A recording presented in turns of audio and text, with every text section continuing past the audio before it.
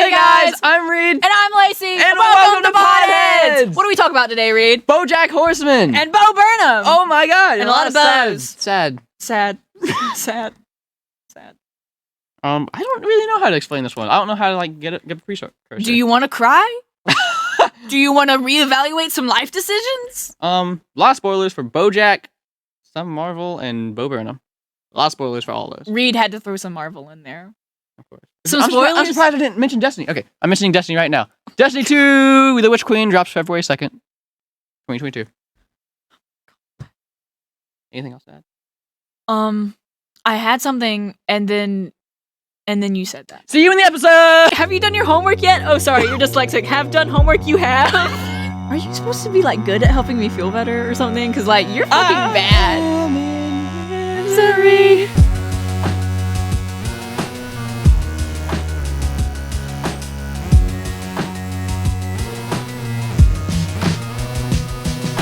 I've been trying to drink less Diet Pepsi. So I have this little book that I've been logging how much Diet Pepsi and how much water I've been drinking. And each dash is 20 ounces of water. It's kind of cool. I've been doing it for a week now. And then also today I was feeling shitty about myself. So I'm writing out a list of the cool things that I do. Do you want to hear my self-empowerment list? Go ahead. Let me shit on it. I watched Sing 2 today. Did you like it? I did. The music? I didn't say it was great. Oh, no, it's not great by any means, but... It is. It is pretty good. Okay. So I write music and I write poems. I think that's pretty saucy of me. I think it's pretty cool. I play guitar and the ukulele and the bass. I winked at her, so I wanted to see what she said. I have a podcast. Well, you gotta scratch that one out really soon. Shut up. I play D&D. I was accepted to Davidson. I drink a lot of water now. I'm out about being gay. I have an impeccable music taste. And people's parents love me. I was gonna say something really offhanded, but I'm not going to because you are very... I'm very sensitive right now, Reid. I'm very sensitive right now. That's all? I'm so sensitive, one of my friends gave me a fidget ring. Thanks, Margot. Copy? No. That's actually so cool. Right? Do you know Mars Argo? Who is that? She's a singer on Spotify. No, I don't know. You know what? I'll go over that at another date. But those who know Mars Argo and Poppy... Oh, I know Poppy. You know the guy that, managed Poppy? No. And all that controversy? No. That's gonna be a whole thing we have to do on a different episode. Okay. I just recently finished Bojack Horseman. Yay. Have I told you my history with that show? You haven't told me the history. You told me you watched it, though. I started watching it when I first moved in with my dad. When it was just season 1, season 2. And I loved the show, but it would put me in such a bad mindset, so I stopped watching it. Because I thought everything why I was depressed was because of the show. Lol.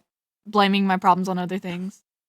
And then I started watching it again, and then I got sad again, so I stopped watching it. And I just kept trying to watch it over and over again, and I was like, I know I shouldn't be. And I would get sad. So recently, it's been finished. Season 6 came out. It's been a year ago? 2 or 3 years. 2 or 3 years. I started watching it again, and I didn't get sad this time. I watched from season 1, episode 1, all the way up to season 6, episode... the last one. Episode the last one. And that show, it's funny, but it's not American Dad funny. Mm-hmm. You won't have any gut chuckles, but it's a funny show. But that show is so damn insightful And deep. I relate to spoilers from here on out for Bojack Horseman. I relate.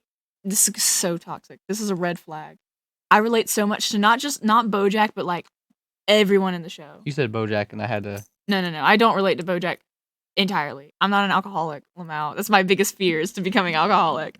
I have tried so many substances besides alcohol because I'm terrified of it. I'm so scared that I'm going to turn into... Just get a little tiny drop. No, I'm when I see... Reid. I'm so terrified. Even if I see alcohol, if I smell it on someone, if I'm at someone else's family gathering and there's alcohol there, that shit scares me. Because I'm so scared that I'm going to try it because I think I have the willpower to stop, and then I won't. And I then know. for you to admit that you somewhat relate to a character who is absolutely an alcoholic. And the villain. Yeah. but Both my parents are alcoholics. I'm so scared that I'm gonna mess up my children like they messed me up. Can you stop messing the table up, Reid? I'm so you sorry. alcoholic. I'm kidding. I've never seen you drink before. Don't. Are you scared you're an alcoholic? I am now. I have an Alcoholics Anonymous book if you want one. But it's just so interesting because before I started watching Bojack, I never really tried to imagine why my parents drank or what was going on in their head when they drank. I've had this great resentment against my parents for their drinking. But Bojack, I hate that this show about this anatomically horrifically incorrect horse has made me look into my parents' alcoholism. It's made me think like, oh shit, I don't hate them for being alcoholics because they're like my Bojack. I haven't watched Bojack in since it finished. I didn't watch that episode over again except maybe one more time. Last episode, that is. That show has so many good quotes in it. It does. But my favorite episode of all time was, what was it? The View from Halfway Down, I think is what it was. One of the quotes I'm thinking about when I said that was from The View from Halfway Down. It's the poem. Do you know that? Very insightful. I also like the episode where, again, giant spoilers. Giant What's her name spoilers. died? The girl? Oh, Sarah Lynn. Yeah, he got killed or whatever. Oh my gosh. Okay, so Sarah Lynn. I'm gonna give more context than you need. I need it though. Okay. I'm gonna give a lot of context. Okay. Bojack and Sarah Lynn were on a show together when Sarah Lynn was just a child and Bojack was an adult. And he had this relationship with Sarah Lynn where he kind of looked at her like a child until he started drinking, and then they kind of drifted apart as she was growing up. And they both grow up in this toxic, popular Hollywood society, and she becomes a substance abuser as well because she looks up to Bojack. She becomes what the media thinks Britney is. Yes. Free Britney. Free Sarah. Free Sarah Lynn. Hashtag free Sarah Lynn. And she gets sober because she is tired. She's just tired. Like for anybody who's ever gone through anything. Like any type of addiction? Any type of addiction. Not even substance. Like addiction to a person. Addiction to a hobby. Like there's a time where you are just totally done and you are totally just, there's no other way to put it. You are tired. She gets sober.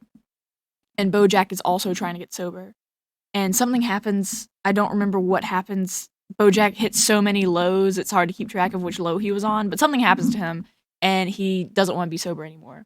But he doesn't want to get unsober by himself, so he pulls Sarah Lynn down with him. And he calls her, and it's the day of her 9th month sobriety. And he calls her and is like, do you want to go on a binge? And she goes, fuck yes. And they binge. It's a comedically long time. It's like 3 weeks of them blacking out.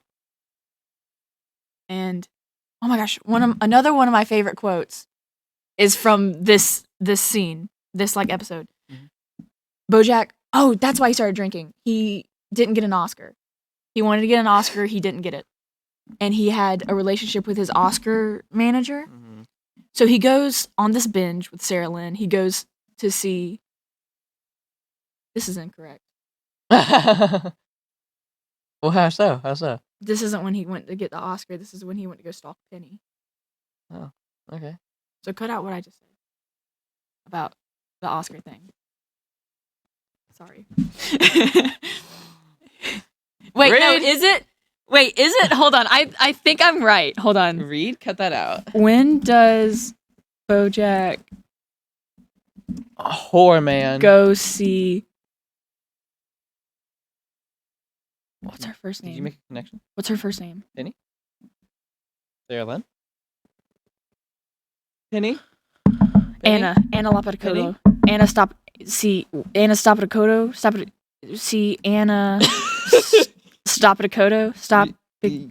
Stopicolo? You stutter so much. No, stop it. It's a hard word. Stop it. Spankatopia? Stop it. Oh, thank you. When does he go and see her again? Spanakopita. Thank you. Spanakopita. Jesus Christ. They do a lot of shit on this bender. Mhm. It's like 3 weeks long, a comedically long time.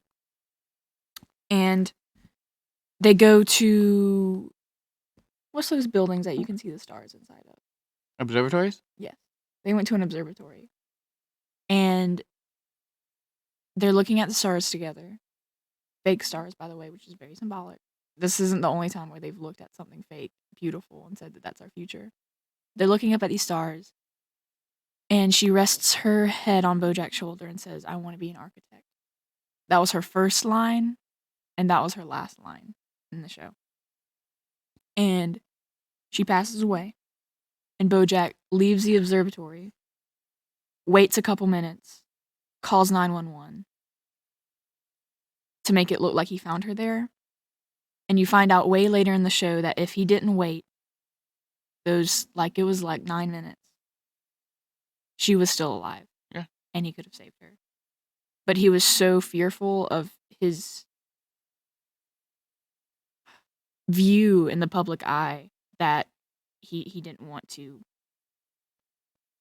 admit that he was with her. And he was the reason. Because she died of a heroin overdose. And he didn't give her the heroin, but it was in his car and she kind of just picked it up. But also, she wouldn't have been not sober if it wasn't for him. Mm-hmm. And so many people are like, oh, sobriety, sobriety is something that one person is in charge of. It's not entirely Bojack's fault that she went on that bender. Mm-hmm. But if he didn't invite her, she wouldn't have gone. And she wouldn't have been dead. Mm-hmm. But right before she dies, though, Bojack tells her that he loves her. That's one of the only times we ever hear Bojack tell somebody that he loves them, especially not romantically. I think it's the only time that he tells anybody, not romantically, that he loves them. Mm-hmm. And that has a detrimental effect on his relationship with his daughter later. He has a daughter, an illegitimate daughter, kind of, who he had out of wedlock. Obviously, it's Bojack. And the mom put her up for adoption. And her name is Hollyhock. Hollyhock finds Bojack and like, you're my dad. Woogie, woogie, woogie. And he can't say I love you to her. No matter what he puts her through, no matter what she goes through to be with him, the sacrifices she makes, he can't say I love you to her because of... Are you rolling your eyes at me? No, I'm rolling my eyes at Bojack because he's such a well-written douchebag. Right? Like, you hate him, but you root for him kind of a little bit. Man. Definition of an anti-hero. Yeah. It's but emphasis on the anti. Emphasis on the anti. I wouldn't even be close to calling him an anti-hero sometimes. I don't know, man. It's just so crazy. I've watched. I tried not to watch breakdown on BoJack Horseman's videos, like videos for BoJack Horseman that broke down the series. I tried not to watch it because I really liked the stuff that I was coming off my own head whenever I was watching, like the fake star stuff. I was noticing that, but I just watched a breakdown on that last episode. But it's just crazy, like how much stuff just stacks up on him. He's a sympathetic douchebag. Mentally. He's a sympathetic douchebag. Yeah. Like, all of the most of the problems in his life are self-constructed. Like, he's doing a lot of this stuff to himself, but it's because he blames his past. Todd has this moment of, like, the most beautiful call-out post I've ever seen in, like, real-life media, film, whatever. And Bojack is drunk and he's yelling at him. And Todd's like, you gotta stop, man. Like, you blame your alcoholism for your problems and you blame your childhood for your problems. But the mistakes you make are you. Like, everything you have to blame for yourself is you. Your alcoholism is you. You can solve it, but it's you. Your childhood is you. Like, all the bad things that you do, that's your fault. And you need to stop blaming other things for it. Exactly. And I was like, Todd, get it. Get it, Todd. Yeah. A big thing that I love about BoJack Horseman, and I won't delve deep into it because we could be here all day. That's true. I didn't delve deep into this other subject. This is also the reason why I like some of these later Marvel movies. Um, Especially though with BoJack Horseman, there's humans in that show, but it takes place around animals. Yeah, and they never acknowledge it. No, and it's funny. It is a funny show. There's a ton of jokes in it, and there's one thing that DC doesn't get as well is that when you can have these lighthearted, joking moments, comedic moments, it's a talking horse. Once you can have these giant highs, when they bring you down, it is so much lower. It is so much lower when the mood gets deep, it gets depressing, things are serious, the stakes are high. It's crazy how much you feel for them because you see them at their highest and now they're at their lowest. And you'll be sitting there and you'll be watching an epic Bojack scene and you're like, literally 5 minutes ago we were talking about dicks. Yeah, literally.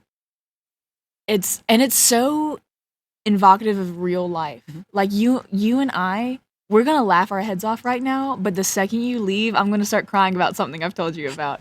I'm gonna start crying about something that literally happened today. That literally happened a couple hours ago. Yeah, life is more complicated than it just being sad all the time. Exactly. Like dramas are so boring to watch because like you're like it. You know it's just gonna be upset all the time. But with BoJack, you don't know if it's gonna be a joke or like real. Yeah, and especially nowadays, people love distracting themselves with joke or humor, even if it's self-deprecating humor. A lot of people do self-deprecating humor nowadays. Call out pose. A lot of people self-deprecate, and so when it does get real and they need to get serious, it hits so much harder because you don't see them in that state ever. I hate when people make the joke like I'm so depressed. I make this joke. I say I'm gonna kill myself a lot, but like I hate when people like joke about it all the time because it dilutes the importance of somebody saying that they actually want to do those things or they are actually depressed or they are actually having an anxiety attack. When somebody says it as a joke, it's like the boy who called wolf. If you keep saying that you're having a panic attack or you're sad or you're depressed or you're lonely and then that actually happens, nobody cares because you say it so much. Speaking of call out posts. hey. Damn, bro. And I can say that because I've done that shit. Oh, you have? Yes, when I was little, when I was in middle school, I would say I was depressed all the time because I didn't really have a true grasp of what that was. And then I actually got depressed, like clinical depression, still have that shit, have to take medicine for it. And the first time I had a conversation with my friends about me being depressed, they're like, oh yeah, lol, we all are. And a lot of people, usually say it? Yeah. And a lot of people are depressed, but when I'm like not taking a shower for 2 weeks, getting a cavity because you haven't brushed your teeth in a long time, not eating, literally not leaving your bed at all, depression. There's different kinds of depression, but that one was the one I was in. And that's one that Bojack gets into a lot. Segue, lol. And a lot of it is like characters, you know? Like just the character Bojack has to be the way that he is for us to feel like that. I'll bring it back to Marvel again. So one of the best ever character changes in Marvel is Thor. Spoilers for Thor's story arc. Spoiler for everything. If it's in the title, if we talk about it, they're spoilers. Okay, spoilers for Thor's story arc in Marvel. I won't stick on it very long, but Thor's first 2 movies weren't received very well because it's super duper serious and super duper Brutus, and that's how Thor is in the comics. That's just how he is. And then on the third one, they took a leap and they made him so comedic, and almost all of that movie is a giant action comedy. There's hardly any breaking points. So when Infinity War does happen, and when all this shit hits the fan and they lose, he hardly speaks a word in the next film. He's just sitting there depressed. Is that the one where he gets fat? Yeah. and he handles it in that way, and he does exactly what you were saying. You know, he laughs it off. He self-deprecates. He jokes around as if he's fine, but he's not. There's so many good characters in BoJack. There's so many good quotes. There's so many good arcs. My favorite thing, absolute favorite thing about BoJack Horseman is that each character has multiple arcs. They don't go through one development. They go through several. Diane is my favorite example of this because whereas Bojack, his main problem is his alcoholism and he keeps starting to get sober, failing, starting to get sober, failing. That's one arc in and of itself, his sobriety. And that's the main one. But Diane, his best friend, start to be a lover. Really, if I say Bojack has a friend that's also his enemy, like Bojack and Diane start to not get along well because they enable each other. They enable each other's depressions. They enable each other's addictions. But they can tell each other everything. So in that way, they are best friends. But Diane is such a beautiful, well-crafted character because she's funny. She's like the funniest person on that show. But you see her fall in love. You see her get divorced. Yeah. You see her cheat. You see her at her lowest. You see her move to Taiwan? Vietnam. You see her on the phone. You see her go to Vietnam. And you see her go through a writing block. And you see her fall in love again. You see her get married again. And you see her go through physical and emotional changes like you would see if you followed somebody around for 5 years, like you followed these characters around in the show. And it's so beautiful to see Diane as this fleshed out character. One of my favorite quotes from Diane, or favorite ideas from Diane, because I don't have the quote right in front of me, is she's living in Chicago and she's trying to write her autobiography. And she can't. She's on antidepressants, which are very helpful and can be very helpful, but they have some weird effects on the brain. So she's trying to write this autobiography, and she can't really. Her thoughts are all jumbled up, but she's happier. So she writes this happy book about this teenager who solves mysteries in the mall. And Diane, even though the book sells great, she's very upset about it because her quote almost is, if I can't write this autobiography and inspire other people that grew up in the shitty household I did, then all the pain, all the trauma I have is for nothing. And I feel that a lot. Like, that's why I write music. And that's why I write poems and stuff.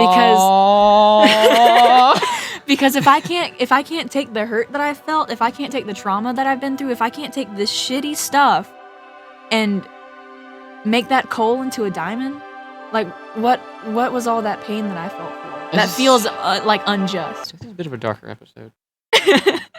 We're trying to take we're trying to go deeper. We're trying not to cuss and we. Okay. Yeah. We're trying to become more serious. I think it's fucking working. I mean, I think what are you talking about? I think it's freaking working. We get one F-bomb through every episode, okay? And you just used it. I've used it several times up until now. This is not the first time I've said fuck on this episode. Dang. I haven't been paying attention to the F words. Because I say it so much. There are not a lot of, I won't say redeemable. There is not a lot of characters that have a good life in Bojack Horseman. It is a giant tragic fest. It is crazy. You know, there's actually a theory that each character represents a different stage of grief. That's Yeah. cap. I'm kidding. Keep going. When I first heard this theory, I was like, that's bullshit. They said that about SpongeBob too. They did, didn't they? Every show that comes out, they're like, oh, the stages of grief. But 7 Deadly Sins. I kind of fucks with this one. So, Mr. Peanut Butter's denial. Because, like, you know, when his brother was, I don't know, had cancer, some kind of tumor, when his brother was dying, he didn't want to acknowledge it. When his mom died, he was like, oh, she lives on a farm somewhere. Like, she's just on vacation. Mm-hmm. When Diane wants a divorce, he kind of auto factory resets and is like, well, I'm going to ignore what you said. Diane is anger. And while that, I kind of call bullshit on that one a little bit. Because, yeah, she gets angry, but not more than any other character. She does have this relentless underlying anger towards the world around her, like society in general. Because she's a pronoun blue hair feminist liberal. Oh my god. Lacelia. I'm also a feminist liberal with pronouns. Keep going.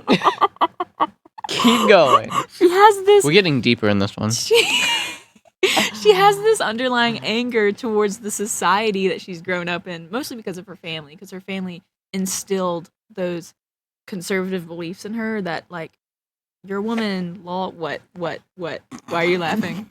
No, I had a. We didn't even shut that door, but I had a joke. That doesn't fit this topic right now, so I'll tell you later. Actually, I kind of want to tell you now, but no, because it doesn't fit your mood right now. Princess Carolyn is bargaining because that's literally her job. That's not even. Okay. Why? What? Why? It is her. It is her No, job. why'd you do that?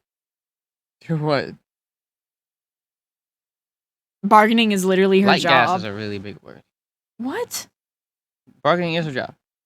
Stop it! You're making me feel insane. Light gas is a really big word. What? What? I don't even remember what I was saying. Bargaining is her job. You're cutting all of this out. Bargaining is her job. Cutting what out? Stop it. Are you okay? Stop it, Reid. Stop. Are you okay? What did I say? I'm cutting your hair. I agreed with you. What did I say? You know how, like, prisoners of war get, like, psychologically tortured? Yeah. How long have you been doing that? Not doing what? Are you fucking with me? No. Today's been rough. What did you think I said? No, you've just been saying things and then going what? When I stop it, Reid, I'm gonna kill you. I don't know what you're talking about. Go close that door. Reset. Go close that door and come back different. Is it me? Is it me? Are you okay? Stop it. I said that yes, bargaining is her job. Princess Carolyn is bargaining because that Bargaining is her job. bargaining is literally your job. Bojack is depression, obviously. Like, Yeah. I'm not even gonna explain. And then Todd is acceptance. Literally, when anything bad happens to him, he's like, lol, lamau, okay. When his Oh, it's you. Todd on the outside, Bojack on the inside. Todd, literally, when his rock opera fails, he's like, I'll do it one day. When his mom is actually the only time I ever actually see him upset for a period of time over one subject is about his mom. But that's like a big character development thing for him. But Todd just kind of accepts a lot of the bad things that happens in his life until Bojack makes him snap, and then he has that hashtag call out post. But most of the time he handles like loss and disappointment a whole lot better than any of the group does. Like a healthy person. Well, So- I wouldn't say that, but keep going. I don't know if that's just a coincidence. I think people All are of that trying to. shove stuff in. A funny theory I found, though. A funny theory that I found was Bojack, the show, really likes anti-jokes. Like, jokes that have a really good build-up and then the punchline is kind of, whatever. Yeah. They really like those kind of jokes, and I think it's hilarious. I love anti-jokes. So, one of the theories I found was that, wouldn't it be hilarious if our main character goes through all these tribulations and trials and experiences all this loss and goes through stages of obsession and depression and alcoholism and addiction of so many different things. And the show would end with him relapsing, going into a bar, and then the bartender asking, why the long face? And that would have been such a funny joke to end off with. He's a horse! That would be so funny! The horse walks into the bar. Yeah, like, what and if... the bartender asks, why the long face? What if the show was just a long... We know that it's not now, but if the show was just a long, wild horse walks into a bar joke?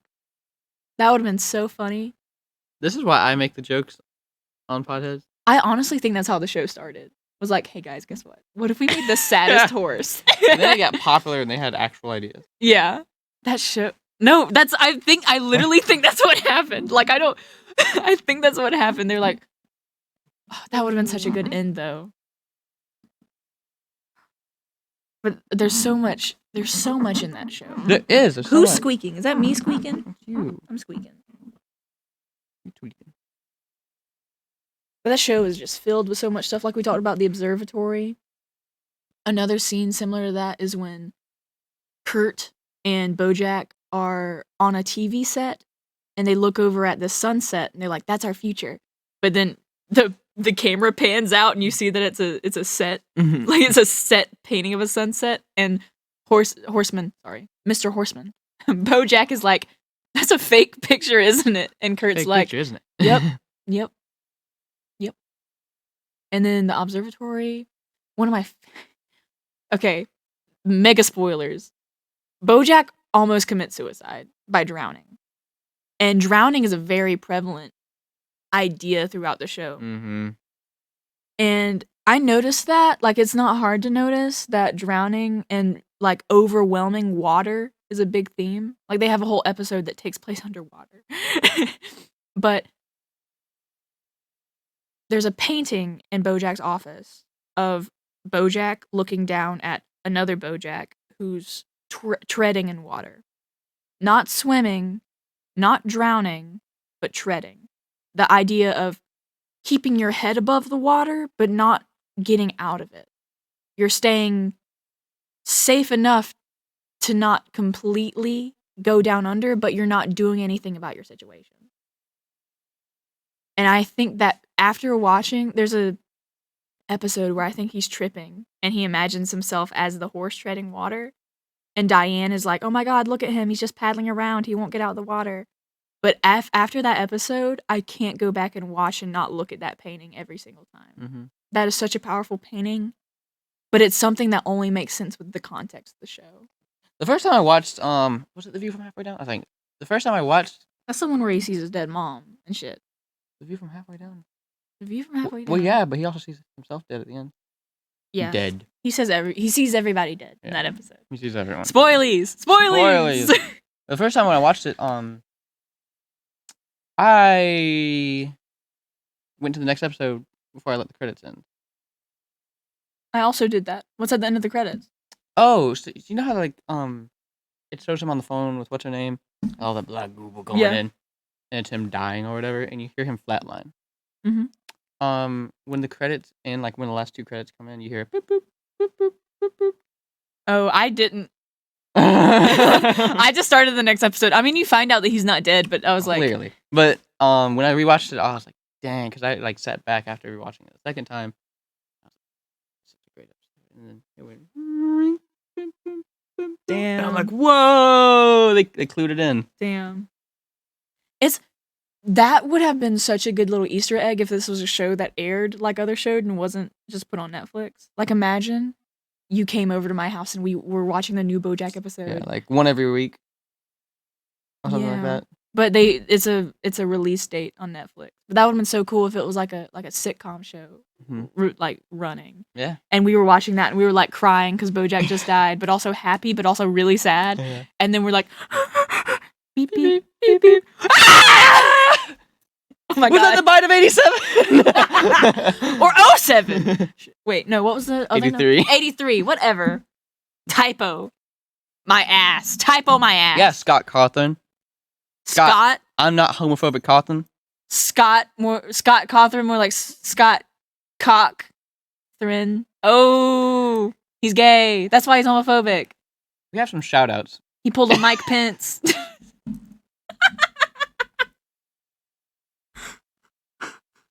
Shout out to Mike Pence. Shout out to Mike Pence, the gayest homophobe. Do you not know about that? I do. Okay, good. You can cut this out if you want to, but I think it's funny. My God. Anyway, we actually have some real shout outs. Shout out to Jeffrey Epstein. No. He didn't kill himself, I promise. I'm looking at you. What's her name? That's getting so many years in jail. Amber Heard's getting 4 years in jail. I don't know who those people are. Amber Heard is the girl that abused Johnny Depp. Oh, yeah. I hope you get fired from any other Aquaman series. I hope you die in Aquaman 2. That's the only reason I would ever watch Aquaman 2. You know he's missing a piece of his finger because of her? Mm-hmm. You know, Jason Momoa also just divorced his wife. Anyway, shout out to some Instagram profiles that follow us. The.inedible.hulk and Jason.eisman.35. Jason, my boy. Yeah, Jason, my boy, really. I've known Jason for a little bit. In fact, I can go off on a story here. What does he look like? Anyway, What does he look like? I don't want to just give out his information like that. Lacey. Anyway, it was this one night. Not night. Sorry. It was a summer day. It was in the city. And we went out to the park. We had just grabbed some bread from the local bread store, and we sat out in the park. We sat on the bench, and as we would usually do every other week, throw out some bread to the duck. You know that's not good for them. Exactly. That's the conversation we were having. And So you were doing it still anyway. Yeah. So he was looking at me. Jason Heisman was looking at me, and he was like, he was like, you should really use rye bread because the bread that we were throwing clogs up their arteries. And I was like, well, all bread kind of does that anyway. For the ducks, that is. And I said, if we really would want to use anything, we should probably use seed because bread doesn't really occur in nature. And he was like, why are we even talking about this? And then I went off on a spill about this other story I went on, and I was like, I don't know what it means. I was telling him about a dream I had. And he said, Oh my god. he said, look, maybe you're thinking too much into it. Reid, do you want to know something? And that's how I think of the Bojack people. Reid. You want to know something? This bit you're doing, not funny. It wasn't supposed to be funny. It was a true story. What's Jason? I'm not going to give out that information. Oh my god. Anyway. Jason and I actually dated. Really? No. But the show has some amazing quotes, and I've touched on some of these quotes so far, but I remembered some off the top of my head, and I wanted to get them exactly right because their wording is beautiful. So I wrote down a couple of the ones that are my favorite. Good job. Good job. So, and the theme song for Bojack is really good. But one of the lines is, I've been trying to hold on to my past. And that's a really big theme for Bojack. For better or for worse, Bojack is obsessed with the life that he used to live. But he's going through a phase at the moment where he doesn't like the person that he used to be, and he's upset that so many people know the Bojack Horseman from the Horsin' Around show. So he finds this girl who's been in a coma for 30 years, which is a whole problem in and of itself, because she was like a minor when she fell into the coma. But anyway, he takes advantage of her psychologically, but whatever. Yeah. He accidentally tells her that he loves her, and she doesn't say it back because she knows it's an accident. And he takes that personally. He takes the fact that she didn't say I love you back very, very personally. So he starts doing these stunts to make her say that I love you. And eventually he almost basically hangs himself, and she says it back, and he's like, thank God, finally. Go on a couple episodes. They're mad at each other, and she brings that up, and he says to the extent of, you shouldn't love me. Everyone that ever loves me just gets hurt. Like, my love is a curse. And there's a pause, and she goes, when you look at someone through rose-colored glasses, all the red flags just look like flags. And she literally flies away. Because her name's Wanda, and she's an owl. I like owls a lot. I do too. But that quote, when you look at someone through rose-colored glasses, all the red flags just look like flags. And as long as those owls aren't heading to or from Gahul. Shut up. I love that quote because not only is it the intersection of two very well-known idioms, but it fucking makes sense. Like when of two idioms. That's a good line.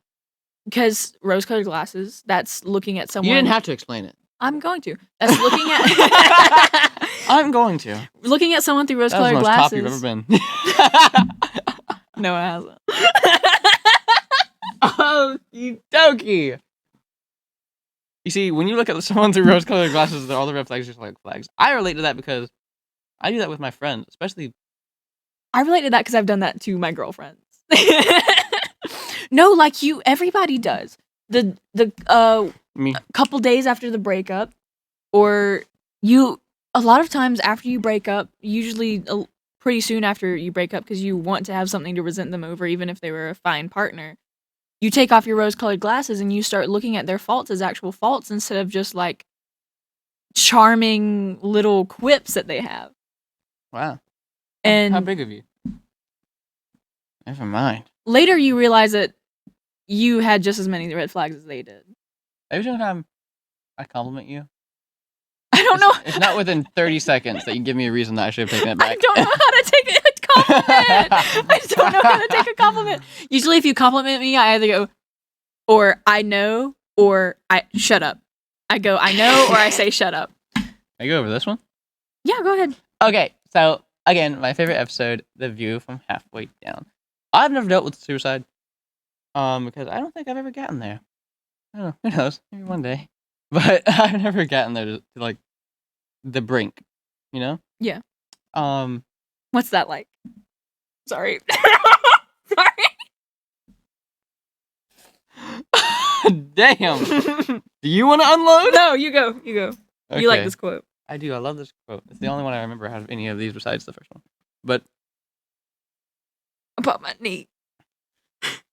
Anyway, the quote is, before I left, I should have seen the view from halfway down. As talking about what's his name? Secretariat. Yeah. Was that Bojack's real dad? No. Okay, so that episode is Bojack confronting a lot of the important people in his life that have already passed away. And because his father was kind of absent in his life, he used Secretariat as a father figure, right? Secretariat as a surrogate father figure. Okay. That's why he's voiced by the... In that episode, Secretariat's normal voice actor is replaced by Bojack's dad's voice actor. So, and then he also says, like, I'm your dad and stuff, but it's Secretariat and carry on. That's why I got confused in the episode, but he jumps off a bridge. Secretariat does, yeah. Secretariat jumps off a bridge. And that obviously is a kind of a big event for Bojack. And especially for Secretariat, so he kind of unloads what someone would be thinking if they jumped off a damn bridge. And the way I took it, even though like I've been depressed before, but I don't think I've reached these crazy stages, but one way I can think of like how it would go if you did reach that brink, and you can correct me if I'm wrong, is I will. Especially when you're deep down in that hole, you want to feel anything other than what you're feeling right now. And at one point in the poem, he talks about how you're flying, it's all clear, it would only be better if you weren't already halfway down. You have this new feeling, you're flying, everything is just right. It's just you happen to be falling at the same time. You've already made the decision. Yeah. You're feeling what you've wanted to feel. You just took the wrong path to get there, and it's too late to go back on the decision you've made. I am lucky enough to have been able to come back from that decision. Thank God. There you go again. I know. Shut up. Shut up, I know. Shut up, I know.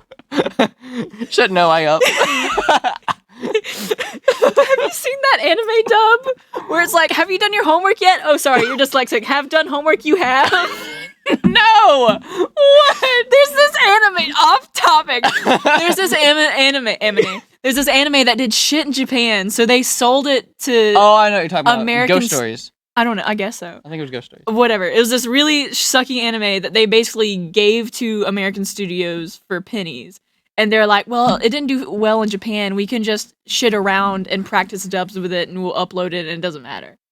So there's this scene. It became a cult classic. There's two scenes that are in my head. It's the one I just said. Have you done your homework yet? Oh, sorry, you're dyslexic. Have done you homework you yet have? And that's hilarious. But there's another one where there's a guy, and he's trying to teach this kid how to run faster. And the kid's running, and he's running really slow, and the guy goes, in the dub, he goes, not the dub, in the Japanese version, he goes, kick harder. And the kid just falls over because he can't run anymore. But in the English dub, the kid's running really slow, and the guy goes, pretend a big black man's chasing you. Then the kid falls over, and then he goes, well, at least he's not racist. Well, at least he's not racist. Yeah, I remember that.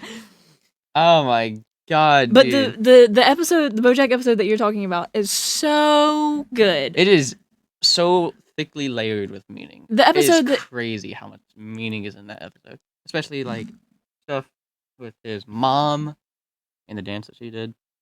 Death itself, really. Especially I can't remember the quote that what's his name said, but he said something along the lines of, "There is no other side. This is it." Oh my Let me give a god! synopsis of this episode. So Bojack Spoilers. Bojack has, you don't know this when you go into the episode, but Bojack has basically just killed himself. He has drowned in a pool, and he's taken into this dream that apparently he has very often because he tries to kill himself a lot. He has this dream where he goes to his mom's house, and his old manager is there. Sarah Lynn is there.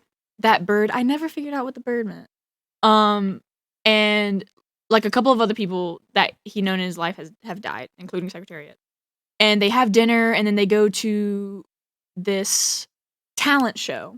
And the mom does a dance, and then when she's done dancing, she falls through this black doorway. It's not like an actual door. It's like this panel, this entrance to a whole nother plane of existence that's just black. It's like one-dimensional. Yeah. And then another guy goes up, and he does a thing, and then he falls down, and then Sarah Lynn does this singing routine, and then she falls down, and all of them are going down willingly. Yeah, and the entire time throughout this episode, there's like little scenes where you see like black goop dropping from the ceiling. And stuff. Yeah, black goop is falling. It's raining men up in there, and all of these characters are doing their talent, and they're going into the door willingly, and they look almost content, not necessarily happy, but content to fall down. Mm-hmm. And it's Bojack, the manager, Kurtz. I've been saying Kurt Gazette. Kurtz Gazette. What's his name? You said it's fully. You said Kurtz Gazette. No, what's the manager's name? I fucking know. The guy in orange? Yeah. With the beard? The guy that had ass cancer. Don't remember his name. His Bojack's old manager. There's three people left. Bojack's old manager. There is no other side. Bojack and Secretariat. And Secretariat's doing his poem. And towards the end, he has this manner of anxiety that someone could only feel after actually having just jumped off a cliff. Like he's panicking. He doesn't want to go into the door. Like he's the only one that's not happy with going into the door. And then the manager, who's kind of running the talent show, pushes him. And he's like, bye, lol. And Bojack gets really freaked out and he goes up to the door. And no, he doesn't. Yeah, he does. He goes up to the door and he asks his old manager, what's down there? Or something like that. He says, is it terrifying? He says, no, I don't think so. It's just how it is. That's what he says. And then Bojack's like, see you on the other side. And he's like, oh, Bojack, there is no other side. This is it. And the manager guy sticks his hand in it and the black goop comes out. And then it starts filling the entire house. The show is like, I could go on and on because every single one of these quotes that I have has an enormous amount of context to it. But the reason why they're such good quotes is that they can be alienated from the show. Mm-hmm. Like I could tell you, when you look at someone through rose-colored glasses, all the red flags just look like flags. And you'll immediately get it. And there's another one. Bojack is trying to lose weight and trying to quit alcohol. So he's on this jog and he can't jog anymore, so he falls down. And this jogger that is more seasoned than he is leans over him and goes, it gets easier. Every day it gets a little easier, but you got to do it every day, and that's the hard part. And while in the moment that's talking about Bojack jogging, it's also so applicable to so many other different like points in his life. His alcoholism. In anyone's life. Yes. Yeah. Like, that's the hard part. As someone who is... without heart. As someone who actively every day has to try not to do several things, that is the hard part, is not doing it right now. It's not even you got to do it today that's the hard part. It's the not doing it this second. And that's the hard part. But it does get easier every single day. Another good quote that can be taken away from the show and still make sense. Bojack is in the run for an Oscar. So he gets a manager named Anna Sloppy Toppy. Anna Slopidicolo. Anna Spankidicopita. Spanakopita. Anna Spanakopita. There you go. Anna. He has this manager named Anna. And they, per Bojack's usual ways, he has sex with her. And they start a little strictly romantic relationship. But per the Bojack way, he reads Fucks it up. he reads more into it. So when he didn't get the Oscar, Anna stops talking to him, and he goes on yet another binger where he keeps going to her house to hear a story, but he keeps blacking out and not hearing the story, so he has to keep coming back to her house over and over again. And when he asks why, like, they can't be a thing, she tells him a story about how she was a lifeguard. And her first day on the job, she saw someone drowning, and she went to go help them, but they didn't want to be helped. So they would kick and scream, and that person pulled Anna down, and Anna almost died. So, in response to him asking why they can't be together, she goes, Bojack, there are some people you can't save, because those people will thrash and struggle and try to take you down with them. And Bojack was a struggler, and he took people down with him. And I feel that quote hits me so hard because I so often feel like the struggler. What? I feel I just so With this podcast, absolutely, but are you supposed to be like good at helping me feel better or something? Because like you're fucking bad. I am in misery. There ain't nobody who can comfort me. Hey. People in Missouri be like.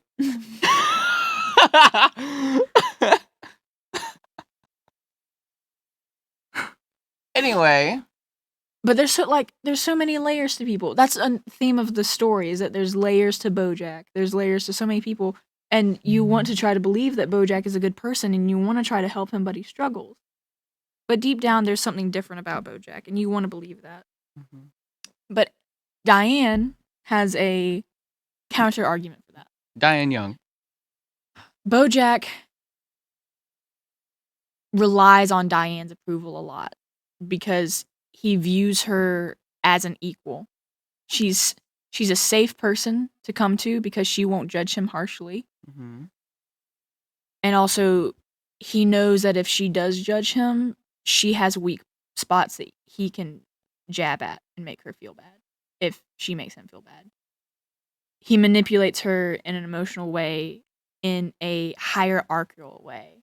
He always wants to be better than someone, and he knows that Diane can be on the same front as him, or he could be better at her if he just uses the right words. That reminds me of my friendship with a bunch of my best friends now. But Bojack goes through a really tough time, one of his first tough times, and he barges in on Diane at a conference, a public conference, and is like, Diane, I need you to tell me that I'm good, that I'm a good person, that even though I'm shitty on the outside, that deep, deep down, I'm a good person, and I want you to tell me that I'm good. Mm-hmm. And then way later into this story, they're reflecting on their even less healthy past. Aren't they reflecting on the roof? This was earlier than the roof. But they were on a roof. They're on a roof a lot. Diane and Bojack have a lot of roof conversations. This is not the last roof conversation. Yeah. They're on the roof, and he's like, I just wanted you to tell me that I was good deep down. And Diane goes, there's no such thing as deep down. I believe that all we are is what we do. And that's another quote that I like because I'm good deep down inside. Like, he's a good person deep down inside is such a cliche thing to say when you when you want to believe in someone. Gaslighting yourself. But sometimes you can't believe in people anymore. And that's okay to think that what people show you, what people offer you, what you get is what there is. Like, I could be best friends with you and then go off and beat somebody up. And I'm different people to you. I'm not good deep down on the inside just because I'm friends with you. I beat them up, so they got that version of me. Everyone knows everyone differently. Yes, I don't think there is a deep down. I think there's different versions of people. Mm-hmm. Like, my version of you is different from like an ex's version of you. And that goes for me too. Yeah. Like, I mean, like, I don't think there is a deep down. I think whatever you show people is what you meant to show them. And that's the person that you are to them. And then on a lighter note, probably the happiest quote of them all, because these have kind of been sad. I'm trying to think of where this comes from. I should. Oh fuck! Who is this by? Why does he call you life? Shut up. You'll figure that joke out in about 30 seconds. This is the last roof conversation between Diane and Bojack. They're reminiscing on their life together, the stories that they've had together, and he's he's laughing about his life, and he's like, "Yep, life's a bitch, and then you die." And then Diane goes, "Well, sometimes life's a bitch, and you just keep living." And while what Bojack says is true, life is a bitch, and then you die. There's so much in between your hardships and the end of your life. Life isn't just a bitch and then you die. Life's a bitch and then you have the rest of your life to live. And I really like that quote because my dad has said something similar to me before. Oh. It's not about how hard you fuck. It's not It's not about how hard you hit. It's not the size of the boat. It's not about how hard you hit. It's about how hard you can get hit and then keep on going. Yep. What's that from? I don't know. I can't remember. Rocky? Is it? No. But there's so much good content on like deep content on Netflix. Like I remember watching Bo Burnham's Get Happy. That's the name of it, right? Yeah. Where at the end it's like him talking to his mom or something. Oh my god. No, it's not. He's talking to somebody about how he's happy is just an idea, and he doesn't.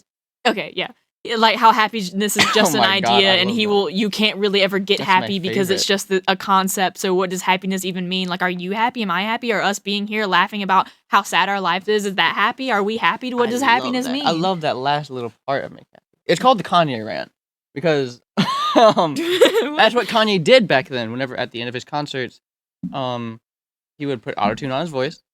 And he'd just start ranting about how his t-shirts aren't selling well.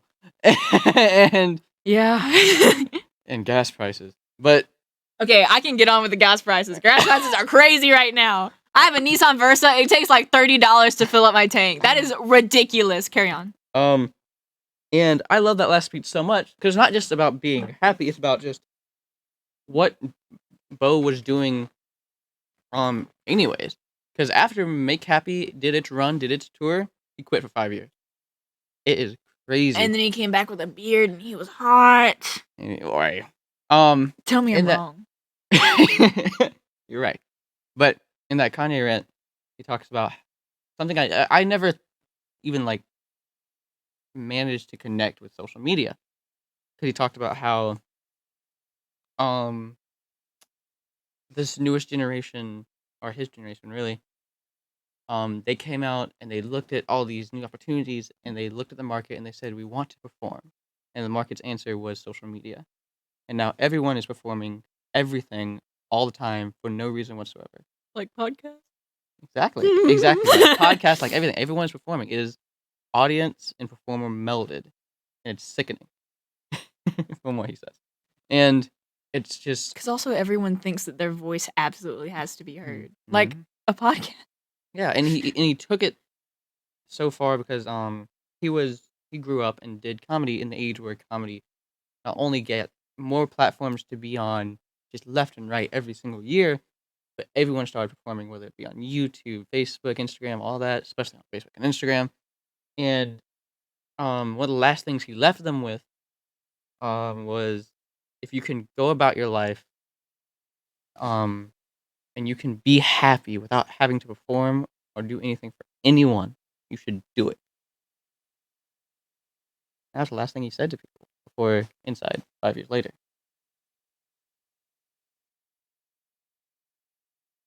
That actually, I don't do Podheads with you for like... You don't? I don't do Podheads with you because I think what we say is super important, or I think nobody will ever be able to like think about the world the same after they've heard what we've... I like having something to focus on, and I like spending time with you, and I like being able to say, I have a podcast. People could dislike, but people could dislike all of our videos, and that would be fine. But it did harken, especially for me, because I am a very, very low level YouTuber. I thought you meant this, and then I realized, oh, he's talking about his own YouTube channel, and that's not what I meant.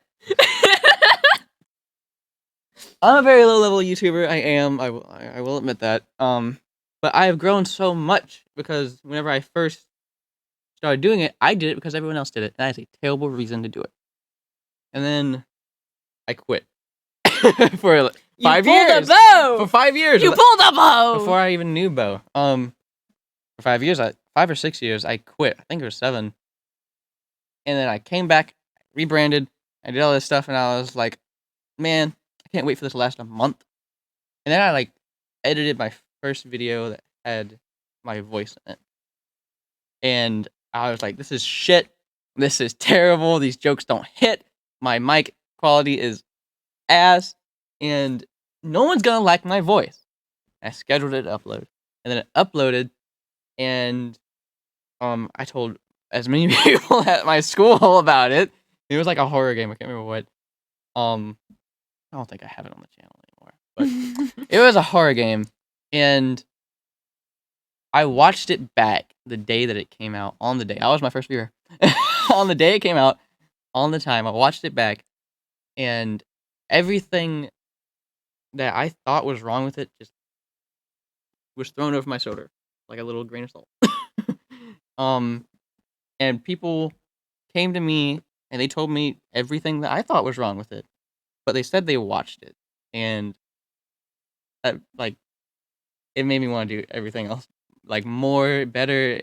They watched it. There's some people at my school that come up to me whenever an episode's uploaded, and we get 10, 20, 30 views an episode, but just hearing somebody listened to our pod, somebody listened to us talk shit for an hour and a half. People perceive us when we don't expect it. People are perceiving us constantly. Mm-hmm. And we're not famous, but this is fun to do. It is. It's extremely fun. Especially, stuff that I'm doing with the film that actually can get substantial views. When I do, and I see all those comments, I'm like, oh my god, I'm not making it, but I'm making it. Yeah. I'm making it. We're not making it, but we're making something. Exactly. And I hate, maybe that's my chocolate trait. I hate not making something. Oh, I know. You are a busy bee. You are a busy Reid. I already have plans for the next 5 projects I want to do after the Ken Talk 3. But this is the Podheads is this, and I am starting Dungeons and Dragons again soon. And those are my 2 main, because as of 2 days ago, I have a lot of spare time. And I mean, this Podheads thing is more your baby than it ever was mine. We've spent equal amounts of money on it, and I think we've spent equal amounts of time. You just do more of the handiwork, and I do more of the conceptual stuff. Mm-hmm. You edit them and upload them, and I do our Instagram, and I do the video ideas. Yeah, we never really delved into that, but yeah, we did. We do that. Do that. And I think we're a good team. So far.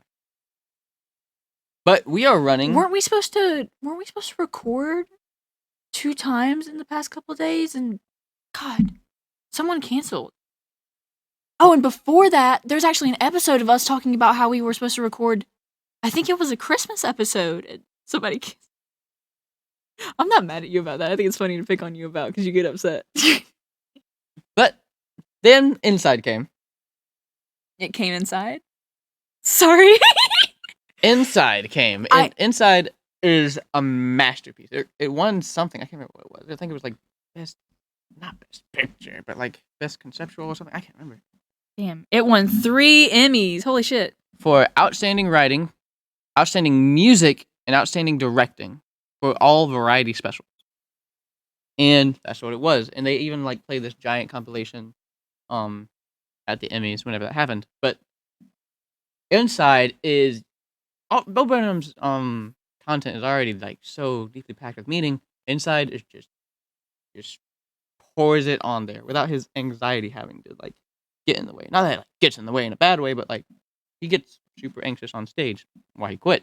But His jokes landed better on Inside than they ever did on his Mhm. comedy specials. So spoilers for Inside, because I think it is a relatively thing you need spoilers, I guess.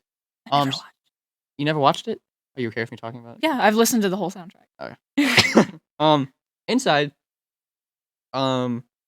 is Bo admitting that he got better, that this depression that he was in, and all this, stories about you need to go away, you need to close yourself off, you need to take a break for you to get better.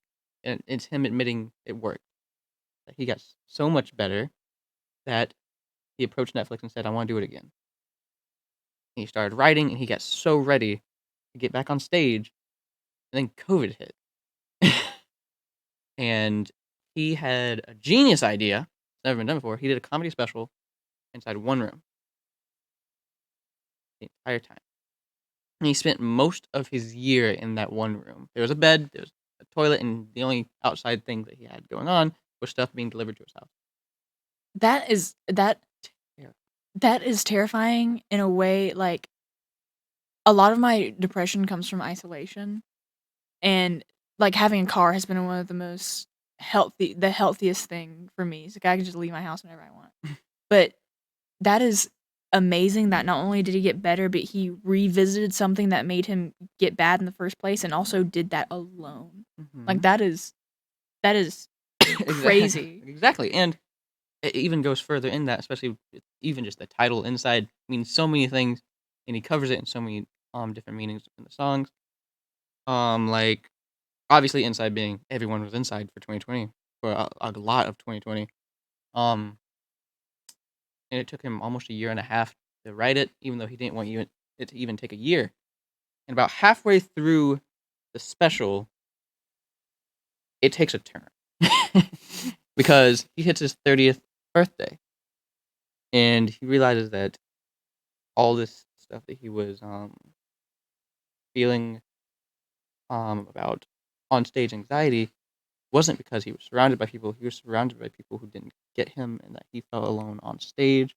And now he's stuck in a room. He's feeling it again. So he hit 30. Feels like he's already not doing better because he didn't finish the special when he wanted to. Yeah. And he just promised himself that he would finish it before he hit 30, but he didn't. But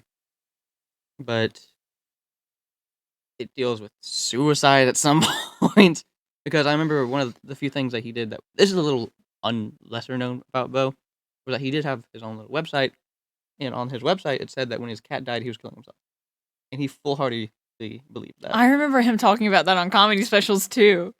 He Did his cat fucking die? I think No. but in the song 30 he said that when he hits 40 he'll probably kill himself. But back to being the meaning of Inside. Some of the great songs like Welcome to the Internet. It talks about everyone.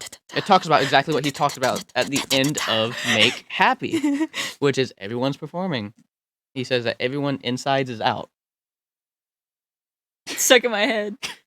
Everybody's insides is out because there's no reason not to perform now, especially with the internet.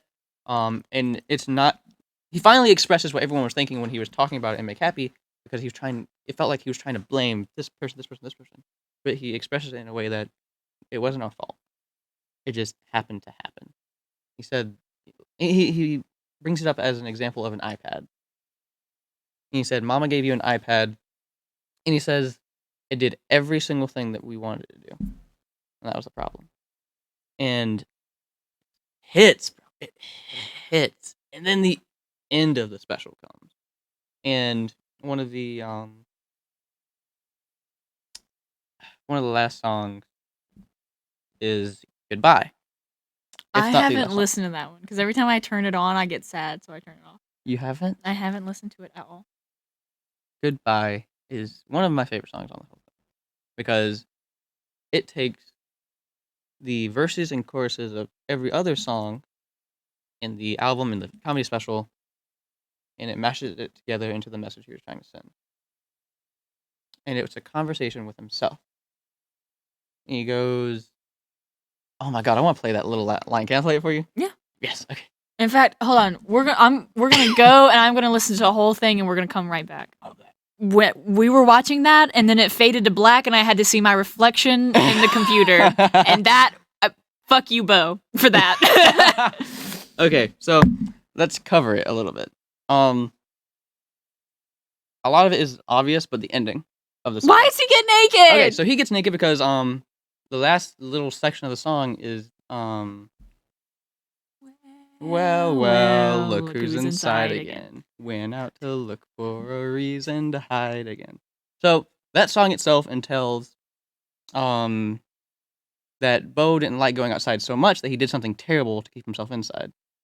And it's everyone congratulating him, being like, okay, you did it, but you did something terrible, make it out.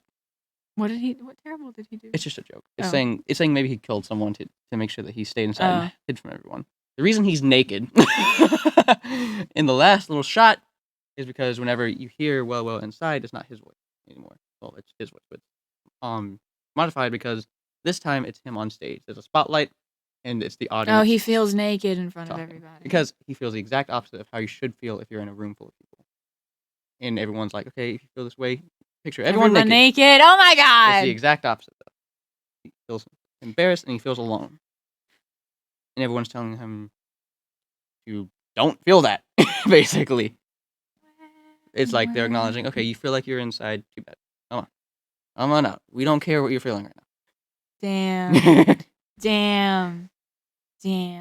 I haven't performed in front of people since COVID because all the open mic places have been closed. So I haven't. Oh shit, I haven't.